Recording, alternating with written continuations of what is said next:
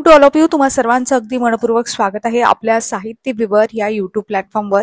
पण combine group बी exam आहे आणि ग्रुप सी एक्झाम आहे, याच्याशी संबंधित जे काही प्रश्न आहेत ते प्रश्न आपण कव्हर करत आहोत. युट्यूब चॅनलवर मध्यस्थी आपण व्हिडिओ टाकणं बंद केले होते, कारण एक्झाम असल्यामुळे मी व्हिडिओ अपलोड करू शकली नाही, तिकडे फोकस होता. म्हणून जसा जसा वेळ मिळत आहे तसे तशी मी व्हिडिओ अपलोड करणार आहे. एखादा व्हिडिओ जर मला बनवायचा म्हटलं तर त्याच्यासाठी भरपूर ॲक्सेसरीज लागतात, टॅब लागते, त्याच्यानंतर लाईट, वायफाय, नेटवर्क सगळ्या गोष्टी लागत असतात.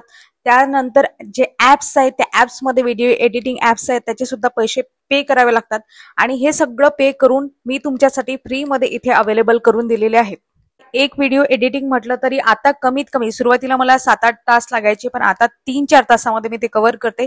तरी सुद्धा मी माझा वेळ देऊन ह्या सगळ्या गोष्टी करत आहे. संधी तुमच्यासाठी उपलब्ध झालेली आहे, तर या संधीचा नक्की फायदा घ्या आणि तुमच्या मित्रमैत्रिणींना सुद्धा शेअर करा.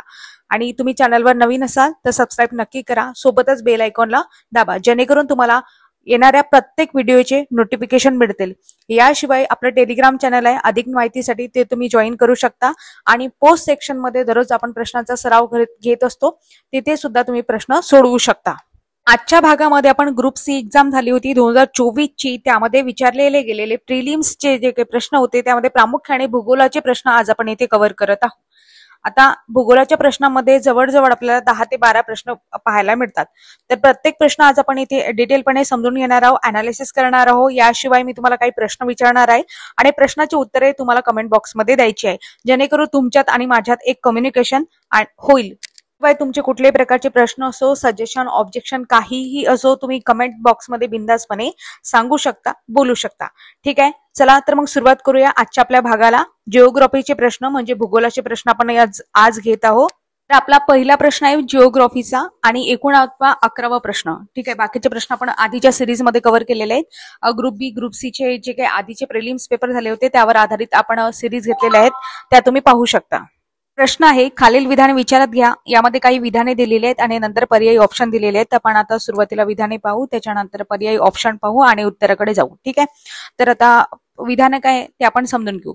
पहिलं विधान आहे म्हणजे ए आहे, महाराष्ट्राचा अक्षवृत्तीय विस्तार रेखावृत्तीय विस्तारापेक्षा कमी आहे. बी आहे, महाराष्ट्र राज्यातून कर्कवृत्त जाते. सी, महाराष्ट्राची पूर्व पश्चिम लांबी सुमारे 800 किलोमीटर आहे. आणि डी आहे, महाराष्ट्राचे क्षेत्रफळ 3,07,713 चौरस किलोमीटर आहे. ठीक आहे, अशा प्रकारचे काय आहेत विधाने आहेत. आता प्रश्न विचारलाय की वरीलपैकी कोणते विधान किंवा विधाने बरोबर आहेत. यामध्ये ऑप्शन आहेत 1 नंबर फक्त ए, 2 नंबर फक्त ए आणि म्हणजे अ आणि ए अँड बी, 3 नंबर फक्त सी अँड बी आणि 4 नंबर ए, सी आणि डी. अशा प्रकारचे ऑप्शन दिलेले आहेत. मग आता प्रश्न अनालिसिस करू. आता महाराष्ट्राचा अक्षवृत्तीय विस्तार आणि रेखावृत्तीय विस्तार म्हणजे अक्षवृत्तीय विस्तार आणि रेखावृत्तीय विस्तार हे तुम्हाला माहिती असेल. आणि रेखावृत्त म्हणजे काय, पृथ्वीवर आपण ज्या काय काल्पनिक गृहीत धरलेल्या रेषा असतील असं आपण त्याला म्हणू शकतो, ज्यावरून आपण आपला टाइम, त्याच्यानंतर वेळ म्हणजे टाइम म्हणजेच काय होतोय, वेळ, डायरेक्शन, सगळ्या गोष्टी तुम्ही त्याच्याहून ठरवू शकता. ठीक आहे, तर यामध्ये आपण बघतो की महाराष्ट्राचा अक्षवृत्तीय विस्तार किती आहे. तर ठेवा, महाराष्ट्र भारताच्या पश्चिम भागामध्ये आहे, म्हणजे याचा अक्षवृत्तीय विस्तार तुम्ही त्याला लॅटिट्यूड असं म्हणू शकता. 16 डिग्री 40 मिनिट उत्तर ते 22 डिग्री असं तुम्ही म्हणू शकता. तर रेखावृत्तीय विस्तार म्हणजे लॉन्जिट्यूड असं म्हणू शकता तुम्ही त्याला. 72 डिग्री 40 मिनिट पूर्व ते 80 डिग्री 15 मिनिट पूर्व अशा प्रकारे अक्षवृत्तीय आणि रेखावृत्तीय विस्तार आहे. साध्या सोप्या भाषामध्ये आपण त्याला जर किलोमीटर मध्ये कन्वर्ट केलं तर उत्तर दक्षिण म्हणजे अक्षवृत्तीय विस्तार आपल्याला सुमारे 700 किलोमीटर पाहायला मिळतो. तर पूर्व पश्चिम म्हणजे रेखावृत्तीय अंतर किंवा तुम्ही त्याला विस्तार म्हणू शकता, सुमारे 800 किलोमीटर पाहायला मिळते. मग अशा प्रकारे आपल्या स्टेटमेंटमध्ये काय सांगितलेलं आहे की अक्षवृत्तीय विस्तार रेखावृत्तीय विस्तारापेक्षा कमी आहे. म्हणजे स्टेटमेंट कसं आहे, बरोबर आहे, कारण रेखावृत्तीय विस्तार जो आहे तो किती सुमारे जवळजवळ 800 किलोमीटर पर्यंत येतो आणि अक्षवृत्तीय विस्तार मात्र 700 किलोमीटर पर्यंत येतो. हे सुमारे म्हटलेलं आहे, ऍक्युरेट म्हणजे एकदम परफेक्ट असं मोजमाप नाही, सुमारे जवळजवळ असा त्याचा अर्थ होत असतो. तर पहिलं विधान कसं आहे, बरोबर आहे, कारण अक्षवृत्तीय विस्तार हा रेखावृत्तीय विस्तारापेक्षा कमी आहे. दुसरं विधान सांगते महाराष्ट्र राज्यातून कर्कवृत्त जाते. महाराष्ट्र राज्यातून कर्कवृत्त जाते का, नाही जात. तर यामध्ये कोणत्या राज्यातून कर्कवृत्त जाते, तर गुजरात, राजस्थान, मध्य प्रदेश, छत्तीसगड, झारखंड, पश्चिम बंगाल, त्रिपुरा आणि मिझोरम या राज्यातून कर्कवृत्त जाते. महाराष्ट्रातून कर्कवृत्त जात नाही. ठीक आहे. आता तुमच्यासाठी प्रश्न आहे की कर्कवृत्त कोणत्या डिग्रीवर आहे हे तुम्हाला कमेंट बॉक्समध्ये सांगायचं आहे. ठीक आहे. नंतर तिसरं स्टेटमेंट काय सांगते की महाराष्ट्राची, जर आपल्याला माहिती आहे की कर्कवृत्त महाराष्ट्रातून जात नाही, जर आपण बी एलिमिनेट केलं, समजा बी एलिमिनेट केलं, तर यामध्ये ऑप्शन आहे 2 आणि 3 आपलं कटून जाईल. मग राहते काय, ए आणि 1 आणि 4 हे दोनच ऑप्शन राहतात. मग आपल्याला पुढचे विधान माहित पाहिजे. आपल्याला आता हे स्टेटमेंट तर खूप वेळा आलेलं आहे की महाराष्ट्राची पूर्व पश्चिम लांबी सुमारे 800 किलोमीटर आहे. तर हे स्टेटमेंट कसं आहे, बरोबर आहे. बरोबर आहे. त्याच्यानंतर महाराष्ट्राचे क्षेत्रफळ 3,07,713 चौरस किलोमीटर आहे. हे सुद्धा स्टेटमेंट याआधी आयोगाने PYQ मध्ये विचारलेलं आहे. मग हे सुद्धा स्टेटमेंट कसं आहे, बरोबर आहे. तर आपण बघतो यामध्ये ए, सी आणि डी आपल्या ऑप्शन मध्ये पाहिजे आणि असं एकच ऑप्शन आहे, ते म्हणजे ऑप्शन क्रमांक 4. म्हणून आपल्या प्रश्नाचं उत्तर काय आहे, ऑप्शन क्रमांक 4. तर अशा प्रकारे हा प्रश्न तुम्हाला समजला असेल. तुमच्यासाठी काही प्रश्न आहेत. महाराष्ट्राचा, मला सांगा, महाराष्ट्राचा क्षेत्रफळाच्या दृष्टीने भारतातून कितवा क्रमांक लागतो, तसेच महाराष्ट्राच्या लोकसंख्येच्या बाबतीत कितवा क्रमांक लागतो भारतातून विचारत आहे. या दोन्ही प्रश्नाचे उत्तर तुम्हाला कमेंट बॉक्समध्ये द्यायचे. प्रश्न एकदम साधे सोपी आहे आणि नॉर्मल आहेत. प्रत्येक एक्झाम मध्ये हे प्रश्न विचारले जातात, म्हणून तुम्हाला हा प्रश्न विचारला तर प्रश्नाचे उत्तर कमेंट बॉक्समध्ये देण्याचा नक्की प्रयत्न करा. आता पुढचा प्रश्न पाहू. प्रश्न आहे, पुढील पर्वत शिखरांच्या उंचीनुसार उतरता क्रम लावा. पर्वत शिखरांच्या बाबतीत म्हणजे आपण बघतो प्राकृतिक भूगोल, यावर आधारित हा प्रश्न आहे आणि प्राकृतिक भूगोल आपला पाठच पाहिजे. ठीक आहे. तर आता यामध्ये ऑप्शन दिलेले आहेत, मकालू, नंदादेवी, अन्नपूर्णा आणि बद्रीनाथ. अशा प्रकारे 4 शिखरं दिलेले आहेत आणि उंचीनुसार आपल्याला उतरता क्रम लावायला सांगितलाय, चढता नाही. कोणता क्रम लावायला सांगितलाय, उतरता. ठीक आहे. त्यामध्ये आता ऑप्शन दिलेले आहेत. ऑप्शन आपण पाहू. ते सांगते DABC, दुसरं BDCA, तिसरं ACBD आणि चौथं CBAD. अशा प्रकारचे ऑप्शन आहेत.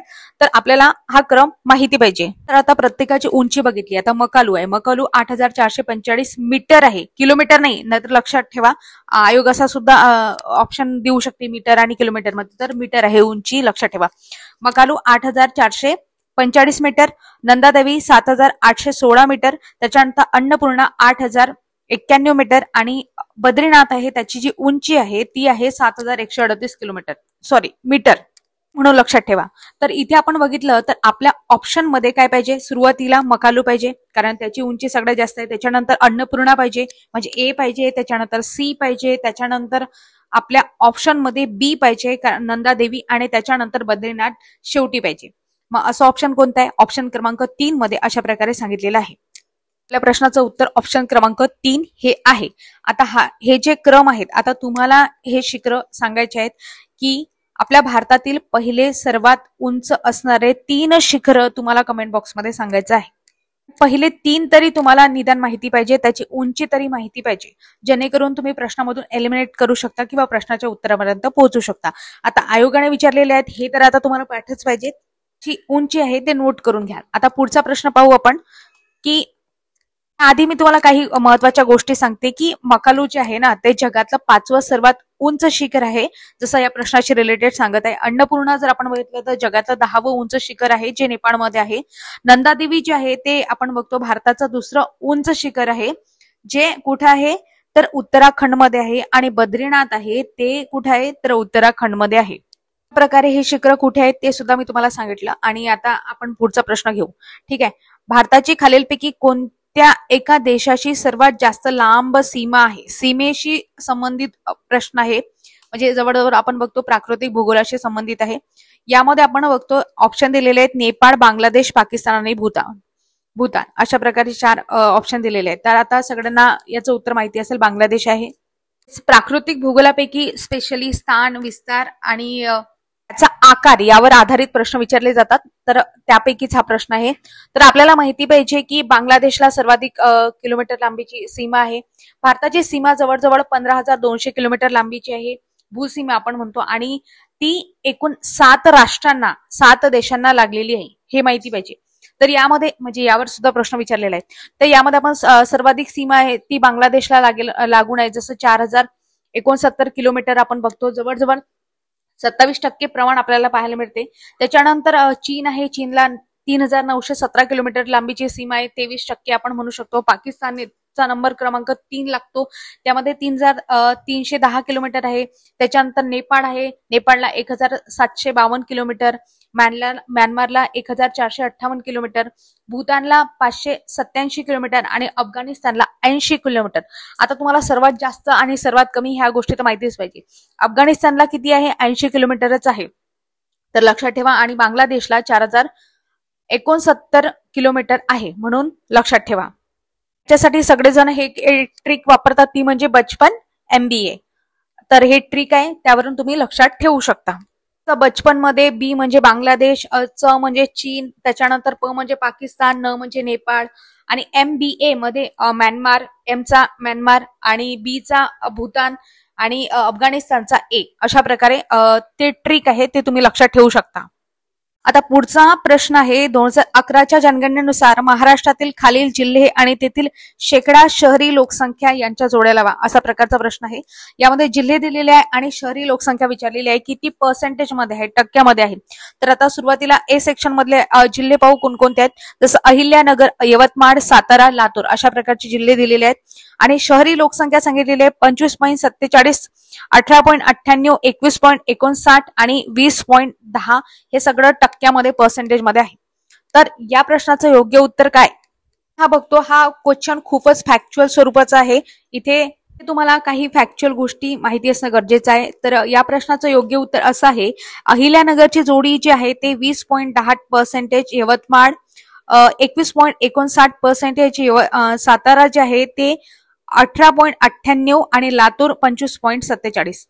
आता तुम्ही यामध्ये काही लॉजिक लावू शकले असते की साताऱ्याची समजा शहरी लोकसंख्या कमी असेल म्हणून साताऱ्याशी सी ची जोडी 2शी लागली असती, असं ऑप्शन मध्ये बघितलं असतं तर एकाच ऑप्शन मध्ये दिले आहे, असं करून तुम्ही उत्तरापर्यंत पोहोचू शकले असते. तर या प्रश्नाचं उत्तर आहे ऑप्शन क्रमांक 3, 4, 3, 2, 1 अशा प्रकारे. तर अशा प्रकारे आपण या प्रश्नाचं अनालिसिस करा. फॅक्च्युअल गोष्टी आहेत, काही गोष्टी माहिती पाहिजेत आणि काही गोष्टी लॉजिकनुसार तुम्ही सोडवू शकता. ठीक आहे. तर यामध्ये आपण बघतो पुढचा प्रश्न आहे, खालीलपैकी कोणती लिपी संथाली भाषेमध्ये वापरली जाते? आता लिपीवर आधारित प्रश्न आहे. सहसा लिपी आपल्याला एवढा माहिती नसतात. आपल्याला फक्त यातली आता जर ऑप्शन बघितली, बिलू लिपी, ओल चिकी, ब्रेल आणि कोटा, यामध्ये आपल्याला फक्त ब्रेल लिपी माहिती आहे. कोटा आणि बिलू अशी लिपी ऐकली नाही, भाषा असू शकते.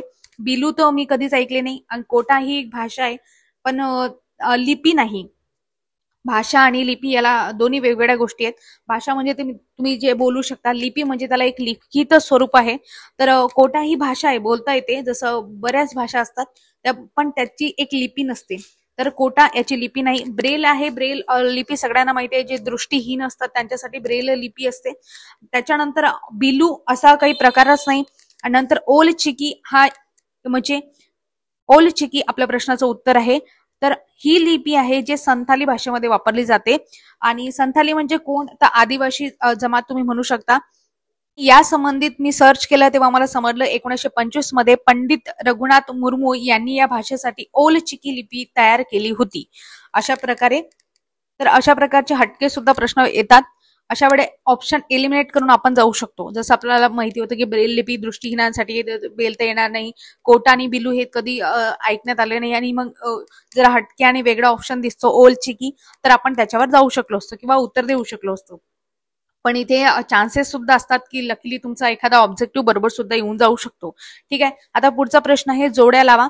जोड्या लावामध्ये अ स्तंभ आहे आणि ब स्तंभ आहे. अ सेक्शन मध्ये काय सांगितले आहे? भंडारा, नंदुरबार, उदयपूर, छत्रपती संभाजीनगर अशा प्रकारचे ऑप्शन दिलेले आहेत.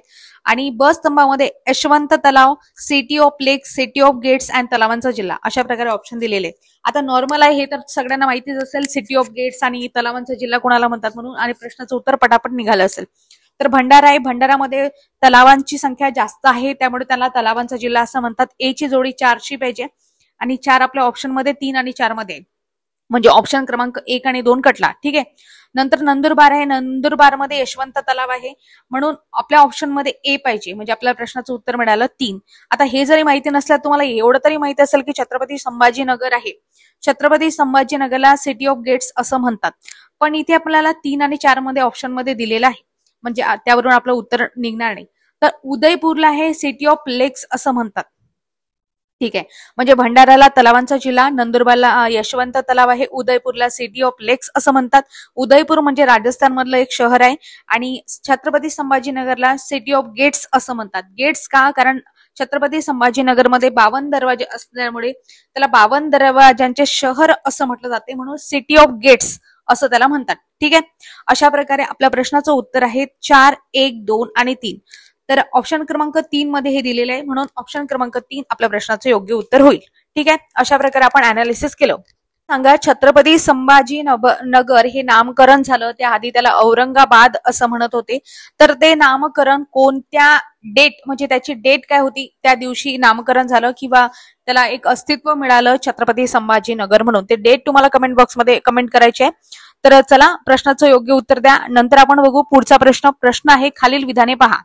विधाने आहेत, त्याच्यानंतर पर्यायी उत्तर आहेत. विधानांमध्ये आहे पहिलं विधान अ, फॅमिन कमिशनच्या शिफारशीनुसार कृषी खात्याची स्थापना जून 1881 मध्ये केली गेली. विधान ब म्हणजे बी आहे, महाराष्ट्र कृषी आयुक्त कार्यालय मुकुंदनगर पुणे येथे आहे. सी आहे, कृषीभूषण पुरस्कार माजी मुख्यमंत्र्यांच्या नावाने दिला जातो. अशा प्रकारे 3 ऑप्शन दिलेले आहेत आणि पर्यायी उत्तर आपल्याला शोधायचं आहे. यामध्ये ए आहे फक्त अ बरोबर, म्हणजे फक्त अ बरोबर. दुसरं आहे फक्त सी बरोबर. तिसरं आहे ए अँड सी बरोबर आणि चौथा आहे बी अँड सी बरोबर. बी आणि सी बरोबर अशा प्रकारचे ऑप्शन दिलेले आहेत. आता उत्तरापर्यंत आपल्याला पोहोचायचं आहे. स्टेटमेंट लक्षात घेऊ आणि उत्तर पाहू. ठीक आहे. फॅमिन कमिशन आता समजलं नसेल बहुतेक लोकांना. तर फेमाईन म्हणजेच काय होते, इथं फॅमिन आहे, मग तुम्ही त्याला फेमाईन सुद्धा म्हणू शकता किंवा फॅमिन म्हणू शकता. म्हणजेच काय, दुष्काळ कमिशन इथे सांगितलेलं आहे. जसं आपण बघतो 1881 मध्ये त्याची स्थापना केली गेली होती. तर हे स्टेटमेंट कसं आहे, चुकीचं आहे. फॅमिन कमिशन आपण बघतो भरपूर होते, जसं मी तुम्हाला सांगितलं स्टॅच्यू आयोग, कॅम्बेल आयोग, लायटन आयोग, मॅकडोनल्ड आयोग, जे आयोग आधी हिस्ट्रीमध्ये विचारलेले आहेत आणि या आधारित मी तुम्हाला डिटेल माहिती सांगितलेली आहे इतिहासाच्या क्वेश्चन मध्ये. ठीक आहे. तर याचं उत्तर इथे हे होईल का? नाही, कारण स्पेशली फॅमिन कमिशनची स्थापना 1880 मध्ये केली गेली, हे मात्र 1881 मध्ये केली गेली. हे कृषी खात्याची स्थापना 1881 मध्ये केली गेली, हे चुकीचं आहे. तर बघा, केंद्र स्तरावर ऍग्रिकल्चर डिपार्टमेंट जे होतं ते 1905 मध्ये स्वतंत्ररित्या म्हणजे सुरू करण्यात आलं होतं. स्टॅच्यू आयोगने काही शिफारशी सांगितल्या होत्या, त्यामध्ये रिव्हेन्यू आणि ऍग्रिकल्चर जे डिपार्टमेंट होतं ते होतं 1881 मध्ये. मात्र कृषी खात्याची स्थापना नव्हती. ठीक आहे. म्हणून पहिलं स्टेटमेंट कसं आहे, चुकीचं आहे. दुसरं आपण बघतो महाराष्ट्र कृषी आयुक्त कार्यालय मुकुंदनगर येथे पुणे येथे, ते मुकुंदनगर पुण्यात आहे पण मुकुंदनगर परिसरामध्ये नाही, शिवाजीनगरमध्ये आहे, म्हणून लक्षात ठेवा. म्हणून बी सुद्धा काय होईल, चुकीचं होईल. आणि सी आहे, कृषीभूषण पुरस्कार माजी मुख्यमंत्र्यांच्या नावाने दिला जातो. हे स्टेटमेंट मात्र बरोबर आहे. वसंतराव नाईक आपले माजी मुख्यमंत्री होते, त्यांच्या नावाने कृषीभूषण पुरस्कार देण्यात येतो, म्हणून सी स्टेटमेंट आहे ते बरोबर आहे. ठीक आहे. तर पहिलं आणि दुसरं चुकलं आणि फक्त सीच बरोबर आहे, म्हणून आपल्या प्रश्नाचं उत्तर आहे ऑप्शन क्रमांक 2. अशा प्रकारे आपण या प्रश्नाचं अनालिसिस केलं. आता समोरचा प्रश्न पाहू. प्रश्न योग्य जोड्या लावा. पुणे, रत्नागिरी, अहिल्यानगर, नागपूर अशा प्रकारे हे दिलेले आहेत आणि लिंग गुणोत्तर प्रमाण विचारलेलं आहे 2011च्या जनगणनेनुसार. तर पुण्यात आता हे लिंग गुणोत्तर प्रमाण तर माहितीच पाहिजे. मला लिंग गुणोत्तराबद्दल थोडक्यात माहिती सांगते की जसं लिंग गुणोत्तर आहे ते महाराष्ट्राचं 2011 मध्ये 929 होतं, तर महाराष्ट्रामध्ये 2001 मध्ये ते 922 होतं. म्हणजे फरक आपल्याला 7चा पाहायला मिळतो.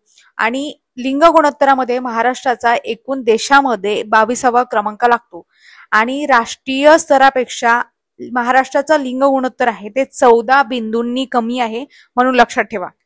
भारताचं लिंग गुणोत्तर 2011च्या जनगणनेनुसार 943 हे होतं, तर महाराष्ट्राचं लिंग गुणोत्तर आपण बघतो 929 हे आहे. तर म्हणजे हे होतं 2011च्या जनगणनेनुसार, म्हणजे जवळजवळ आपल्याला 14 बिंदूंनी ते कमी पाहायला मिळते. महाराष्ट्राचं 0 ते 6 वयोगटातील लिंग गुणोत्तर हे सुद्धा वेगळं असते, पण ते पण माहिती पाहिजे की 913 होतं 2001च्या जनगणनेनुसार आणि ते मात्र 2011च्या जनगणनेनुसार त्यामध्ये घट झाली. घट कितीची झाली तर 19 ची घट झाली, म्हणजे 894 एवढंच ते 2011च्या जनगणनेनुसार आपल्याला पाहायला मिळते. काय म्हटलं मी, महाराष्ट्राचं 0 ते 6 वयोगटातील लिंग गुणोत्तर, एक नॉर्मल लिंग गुणोत्तर आणि 0 ते 6 वयोगटातील लिंग गुणोत्तर यामध्ये फरक आहे. तर 0 ते 6 वयोगटातील लिंग गुणोत्तर 2001च्या जनगणनेनुसार मी तुम्हाला सांगितलं 913 होतं आणि तेच 2011च्या जनगणनेनुसार 894 असं आपल्याला पाहायला मिळालं आणि त्यामध्ये कितीची घट झाली तर 19ची घट झाली. आता या आधारे मी जे तुम्हाला इन्फॉर्मेशन दिली त्या प्रत्येक गोष्टीवर आधी आयोगाने प्रश्न विचारलेला आहे, म्हणून लक्षात ठेवा. तर झालं महाराष्ट्राचं 0 ते 6 वयोगटातील लिंग गुणोत्तर. तसंच भारताचं सुद्धा हे भारताचं 0 ते 6 वयोगटातील लिंग गुणोत्तर किती आहे? 919 इतकं आहे. आणि लक्षात ठेवा भारताचं 919, महाराष्ट्राचं 894. कोणतं? 0 ते 6 वयोगटातील आणि कोणत्या जनगणनेनुसार? 2011च्या जनगणनेनुसार. आता ही ऍडिशनल माहिती सांगितली. आता आपण प्रश्न पाहू. प्रश्नामध्ये काय विचारलं आहे ते बघा. पुणे जिल्हे दिलेले आहेत. जिल्हे आपण पाहू. पुणे, रत्नागिरी, अहिल्यानगर आणि नागपूर अशा प्रकारे जिल्ह्यांची नावे आहेत. आणि यादी आपण बघतो. लिंग गुणोत्तराचं प्रमाण 2011च्या जनगणनेनुसार 939, 951, 915 आणि 1122. आता आपल्याला पहिलं लिंग गुणोत्तर सर्वाधिक असणारे जे काही महाराष्ट्रातील जिल्हे आहेत ते तर आपल्याला माहितीच पाहिजेत. महाराष्ट्रातले पहिले जिल्हे कोणते आहेत? जसं रत्नागिरी आहे. रत्नागिरीला 1122 इतकं लिंग गुणोत्तर आपल्याला पाहायला मिळते. सिंधुदुर्गला 1036, गोंदियाला 999 आणि साताराला 988. तर हे 3-4 जिल्हे तुम्हाला माहितीच पाहिजे. आणि सर्वात कमी लिंग गुणोत्तर हे सुद्धा माहिती पाहिजे. तर सर्वात कमी लिंग गुणोत्तर असणारे जिल्हे महाराष्ट्रातले ते तुम्हाला कमेंट बॉक्समध्ये सांगायचं आहे. ठीक आहे, तर ते कमेंट बॉक्समध्ये नक्की सांगा. इथे मी तुम्हाला काय सांगितलं तर सर्वाधिक लिंग गुणोत्तर असणारे जिल्हे जसं रत्नागिरीला 1122, सिंधुदुर्गला 1036, गोंदियाला 999 आणि साताऱ्याला 988 अशा प्रकारे हा उतरता क्रम आहे. तर इथे आपण बघतो रत्नागिरी दिलेला आहे. रत्नागिरीची जोडी कशाची लागेल? 4शी. म्हणजे दुसऱ्या बीचं ऑप्शन आपल्याला 4 पाहिजे आणि असं 3 आणि 4 मध्ये दिलेलं आहे. ठीक आहे, आता यावरून आपल्याला समजलं 2 तर आपण एलिमिनेट केले आणि 50-50 मध्ये आपण आलो. रत्नागिरीचं लिंग गुणोत्तर एवढं जास्त असण्याचं कारण सुद्धा विचारलेलं आहे आयोगाने. तर लक्षात ठेवा की कोकणातील जिल्हा आहे हे आपल्याला माहिती आहे. आणि मजुरीसाठी तिथले लोक काय होतात? रत्नागिरीतले स्थलांतरित होतात, बाहेर गावी जातात. त्याच्यामुळे तिथं स्त्रियांचं प्रमाण जास्त राहिलेलं आहे आणि यावर आधारित प्रश्न सुद्धा विचारलेला आहे, म्हणून लक्षात ठेवा. तर रत्नागिरी आपल्याला 4 ऑप्शनशी जोडलं हे आपल्याला माहिती आहे. आता समोर पाहू आपण काय काय जोडू शकते किंवा काय एलिमिनेट होऊ शकते. ऑप्शन मध्येच आपल्याला माहिती आहे की आपण जसं ऑप्शन काढलं 3 आणि 4 बरोबर आहे. यावरून आपल्याला समजलं की पुण्याचं किती आहे? 915 आहे. कारण ऑप्शन मध्ये तसं दिलेलं आहे 3 ऑप्शन. पहिला एला 3 ऑप्शन दिलेले आहे 3 आणि 4 मध्ये. म्हणून आता आपल्याला समजलं की पुण्याचं जर 915 आहे, रत्नागिरीचं 1122 आहे, तर उरलेले 2 आपल्याला शोधायचे आहेत. आपण बघतो नागपूरचं 951 आहे. विदर्भातला हा म्हणजे प्रमुख जिल्हा हे आपल्याला माहिती आहे. आणि अहिल्यानगर आहे, त्याचं लिंग गुणोत्तर 939 आहे. अशा प्रकारे आपण जर बघितलं आपल्या प्रश्नाचं उत्तर होते 3, 4, 1, 2 म्हणजे ऑप्शन क्रमांक 3 हे आपल्या प्रश्नाचं योग्य उत्तर होईल. तर पुण्यामध्ये जे लिंग गुणोत्तर आहे 915 याबद्दल आपण जर बघितलं तर पुण्यात पुरुषांच्या तुलनेत स्त्रियांचं प्रमाण कमी आहे. कारण शहरीकरणामुळे तिथे सुद्धा लिंग गुणोत्तर आपल्याला कमी पाहायला मिळते. तिथे सुद्धा स्थलांतरित झालेले लोक जास्त पाहायला मिळतात. ठीक आहे, अशा प्रकारे आपण लिंग गुणोत्तर लक्षात घेतलं. तर लक्षात ठेवा पहिले 4 जिल्हे तरी आपल्याला माहिती पाहिजेत सर्वाधिक असणारे, जसं रत्नागिरी, सिंधुदुर्ग, गोंदिया आणि सातारा. ठीक आहे, आणि मी तुम्हाला सर्वाधिक कमी लिंग गुणोत्तर असणारे जिल्हे विचारलेले आहेत ते कमेंट बॉक्समध्ये सांगण्याचा प्रयत्न करा. तर अशा प्रकारे हा प्रश्न आपण समजून घेतला. आता पुढचा प्रश्न पाहू. जोड्या जुळवा त्यावर आधारित प्रश्न आहे. जिल्हे आणि जलविद्युत प्रकल्प दिलेले आहेत. जिल्ह्यामध्ये सांगितले आहे सोलापूर, सातारा, रायगड आणि सांगली. आणि जलविद्युत प्रकल्प आहे कण्हेर, भीरा, वारणा आणि उजनी. तर आपल्याला सगळ्यांना माहिती आहे सोलापूरमध्ये उजनी धरण आहे, म्हणून सोलापूरची जोडी 4शी लागणार. आणि असे ऑप्शन 2, 3 आणि 4 बापरे 3 मध्ये दिलेले आहेत. म्हणजे तिन्ही याच्यामध्ये दिले आहे, म्हणजे एकच एलिमिनेट झाला.